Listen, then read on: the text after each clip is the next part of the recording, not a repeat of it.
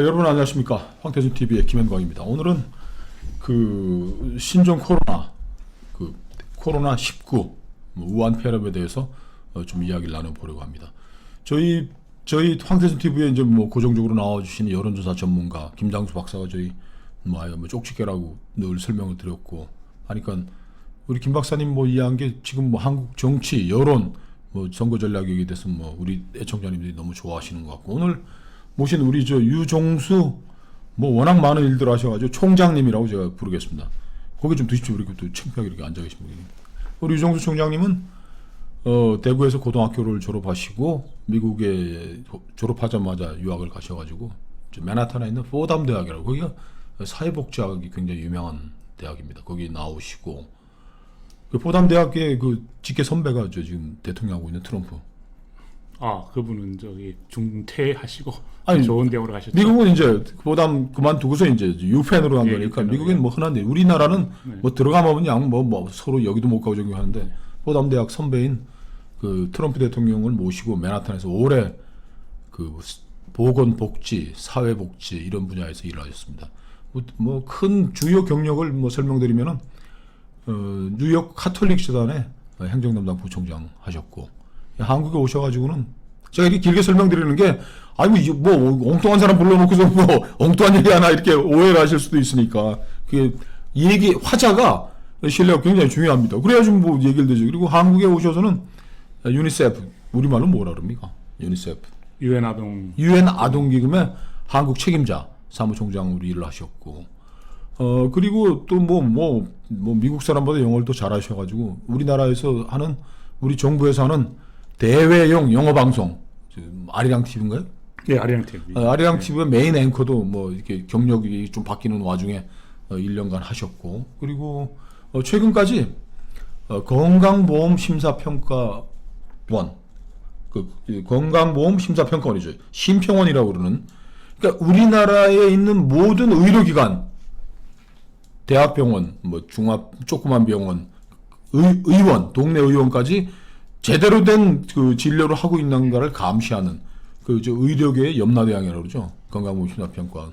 그래서 뭐 과다 청구한다든지 약물을 또 과다 처방한다든지 페니실린 같은 것들도 너무 한다든지 이런 것들을 그 감시하는 건강보험 심사평가 연구원의 대외정책 아닙니다. 국제협력단장. 예. 그러니까 해서 이렇게 소개가 길게 된 게 우리가 지금 중요한 우한 폐렴 얘기하는데 뭐 어디 뭐 엉뚱한 분 모셔다 놓고 알지도 못하는 사람 떠들게 하는 거 아닌가 오해 없으시게 하기 위해서 그렇습니다. 그리고 우리나라에서 우한 폐렴에 대해서 가장 정확하게 얘기해 주신 분입니다. 물론 우리 한국의 의료진들이 잘 하겠지만 우리 유종수 총장은 미국 뭐 그리고 또 국제협력단장으로 뭐 전 세계 다니면서 각국의 의료보험 체계 같은 거 의료 체계를 컨설팅 해준 분이니까 작년인가요? 카타르의 그 무상 의료 카타르의 카타르가 아니고요. 바레인.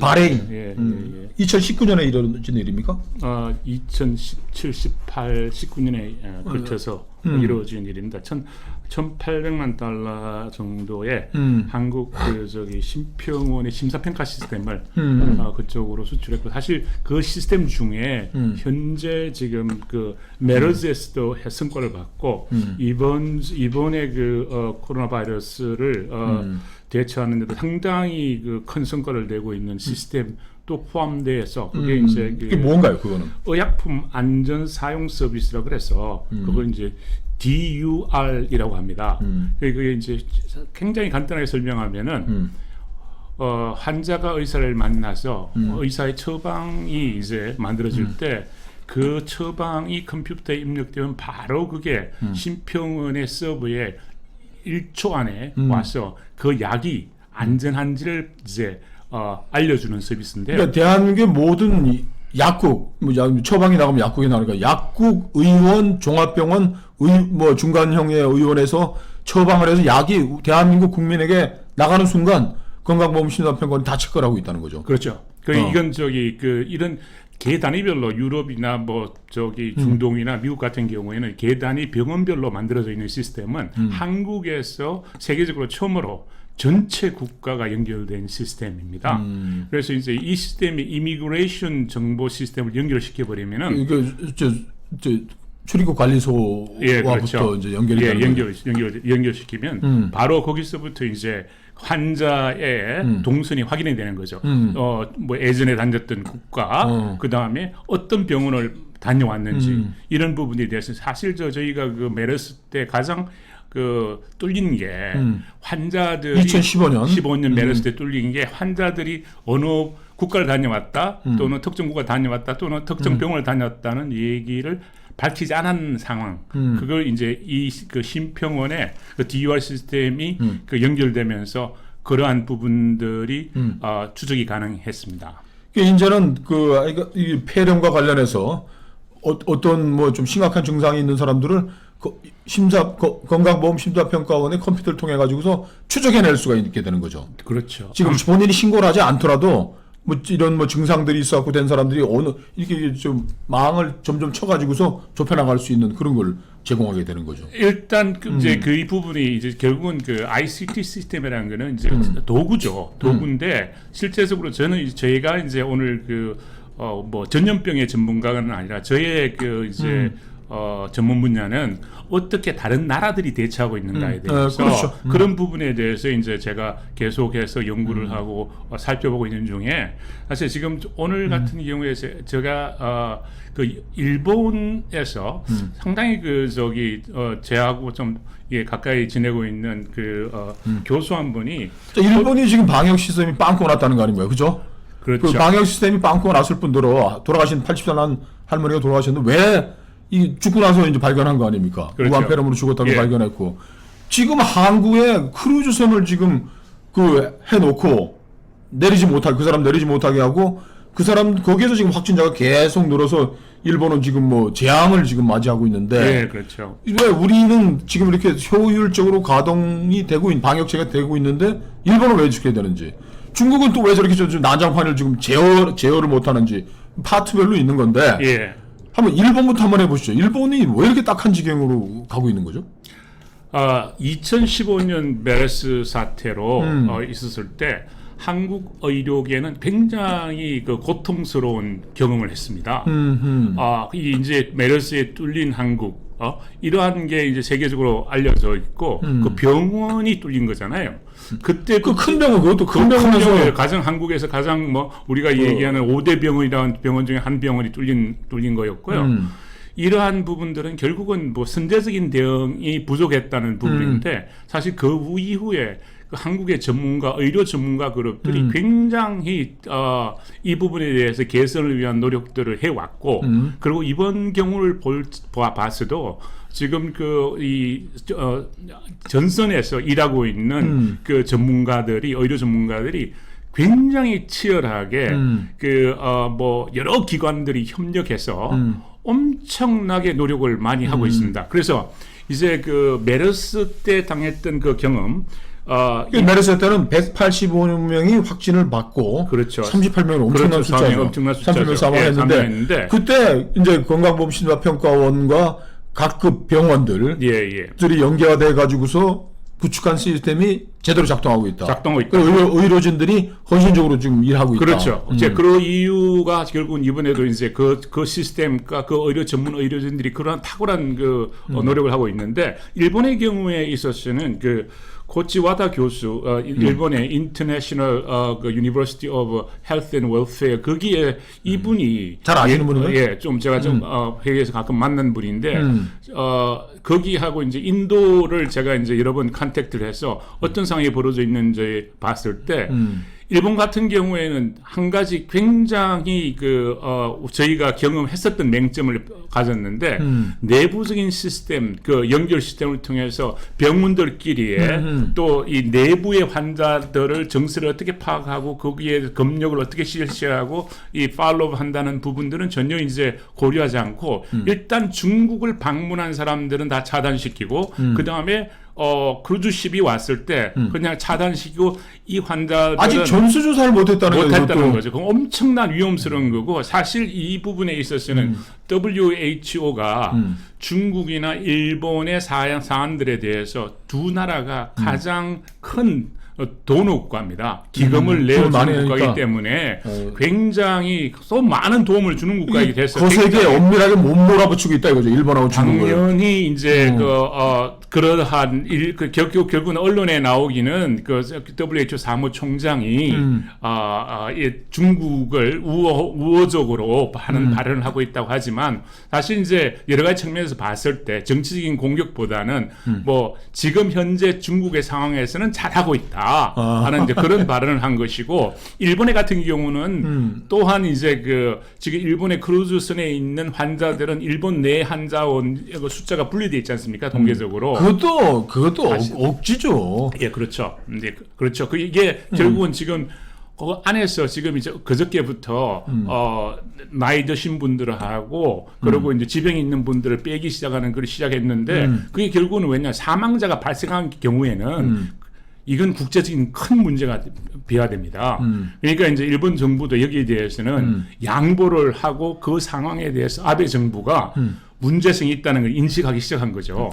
이제 언론에서 지적하는 거는 일본의 매뉴얼 문화. 예. 매뉴얼대로 시키는 거는 하는데 창조적으로 대응을 못 한단 말이에요. 저 확진자들 일본에 못 들어야 한다라는 걸로 크루즈선을 묶어는 놨는데 사실은 이게 그 하나의 거대한 밀폐 공간이란 말이에요. 그죠? 크루즈선 그렇죠. 아니라는 그렇죠. 게. 그럼 확진자는 계속 늘어난다 할 수밖에 없는데 여기에 선제적으로 대응을 해야 되겠다라는 게 일본 문화적 한계라는 얘기도 있고. 예. 지금 아까 그 말씀하셨지만 우리가 지금 메르스 사태 이후에 그 뭐 우리 뭐 보건당국도 나서 건강보험심사평가원이 주도를 했지만은 거기에 나와서 우리가 제일 중요하게 했던 게 음압병실이란 말이에요. 그죠? 그렇죠. 음압병실이라는 게 들어가면은 차단이 돼서 바이러스가 이동할 수 없도록 하는 시설 아닙니까? 그렇죠. 그게 이제 기압의 차이로 인해서 그 이제 네거티브 프레셔 룸인데 밖에 있는 공기는 들어와도 안에 있는 공기가 나가지 않도록 만들어낸 그런 장치를 해둔 그런 시설이 돼서 결국은 지금 그 중국에서의 문제, 크루즈십의 문제는 동일한 부분이죠. 뭐 그렇죠. 그런 시설이 없는 뭐 병동들을 만들어서 환자들을 둔다는 게 결국은 감염의 그 부분들은 상당히 어제 뭐 화면을 중국에서 나온 화면을 보셨겠지만 이 전염병을 통제하고 관리하는 그 의료진들이 환자들 앞에서 우리는 사랑으로 뭉친 사랑으로 이 극복할 수 있다는 굉장히 큰 의지를 밝혀줬는데 인도주의적 의지. 예, 굉장히 그 가슴에 와 닿는데 다만 해결책은 아니잖아요. 그게 바이러스를 막을 수 있을지라는 그 부분에 대해서는 참 이게 그 준비가 안 된 상황 속에서 보여줄 수 있는 가장 큰 뭐 감동의 사진일지를 몰라도 이런 것들이 지금 계속될 수밖에 없다면은 근데 그거와 더불어서 지금 현재 한국에서의 대처 상황에 비교한다면은 지난 메르스 이후에 대한민국의 의료 전문가들과 병원들은 뭐 부족하다 계속적인 비판을 받지만 굉장히 전문가들은 자신들의 분야에서 최선을 다할 뿐만 아니라 중국의 그 의료진들이 뭐 밤잠을 안 새면서 하는 것도 없더 지금 일본은 그 크루즈선이 자 지금 일본 두 개가 다 뚫린 크루즈선이 바이러스 배양실인 거야. 배양실이죠. 그 지금 음압병실을 해야 되는데 이거는 완전히 배양을 시키고 있고 그리고 일본 정부도 WHO도 빨리 대처해서 선제적으로 해서 끌어내려가지고 그 사람들을 확진자들은 분류해서 괜찮으면 괜찮은 대로 해야 되는데 이런 정치 문화는 또 하나 있어요. 만약 우리나라 사람들이 뭐 한 2-3천 명이 탄 크루즈선이 인천 항구에 와 있는데 우리 정부가 이렇게 늑장 대응을 한다. 전수조사도 안 하고 WHO가 괜찮다고 그러니까 우리 늦게 대응한다 그러고 할 때 우리나라 사람들 저 배에 탄 사람들 가족들 전부 나와가지고 지금 머리 들고서 지금 데모하고 있을 텐데 일본은 민주주의가 잘 안 되고 있다라는 측면도 저는 존재하는 것 같아요. 예, 그렇죠.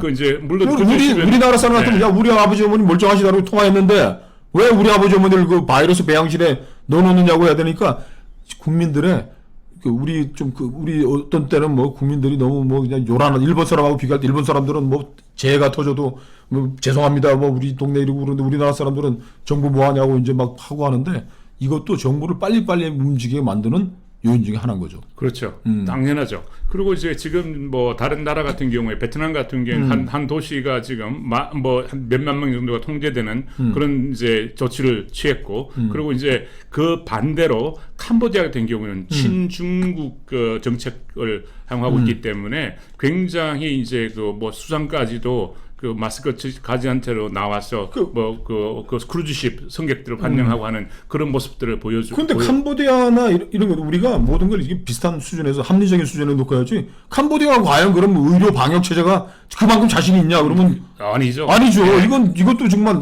우리가 중국에 대한 우리의 우위를 보여주는 정치적인 행동일 뿐이지. 그래서 그게 재밌다는 게 이 전염병에 대한 이 굉장히 위험한 전염병에 대한 대처 방안들이 정치적인 입장 배경에 의해서 지금 대응되고 있다는 게 보여진다는 것과 더불어서 왜 이제 일부 그 WHO를 비난하는 분들 학자들은 WHO가 이 지금 현상 의료적인 상황에 대응해서 정책들과 더불어서 뭐 political engagement를 해야 되는데 왜 이 친중 친일 또는 어떤 부분에 있어서는 삼자적인 정말 전문 기관으로서 볼 수 있겠냐 할 수 있을 정도로 이제 수장이 그런 모습을 보이지 않냐 하는 그런 견해를 나타내고 있는 거죠. 그래요. 하여간 일본, 중국에 비해서 우리 한국이 의료 체계가 방역 체계가 왜 이렇게 잘 작동되고 있는 데에서 건강보험 심사평가원 국채협력 단장하신 유성수 총장님 모시고 얘기를 들었는데 중국 얘기는 이것도 심각한 문제니까 이건 좀 잘라가지고 다른 섹션으로 해가지고 하겠습니다. 예, 그러시죠. 근데 지금 현직에 계셨으면 나올 수도 없는 분인데 저희가 1월 말에 이제 그 자리를 정리하시고 다른 데 가시려고 이제 준비를 하고 있어서 이제 모셔왔는데 정말 좋은 정보 주셔서 감사합니다. 예. 중국 얘기는 다시 하겠습니다. 네. 다른 편에서. 감사합니다. 감사합니다.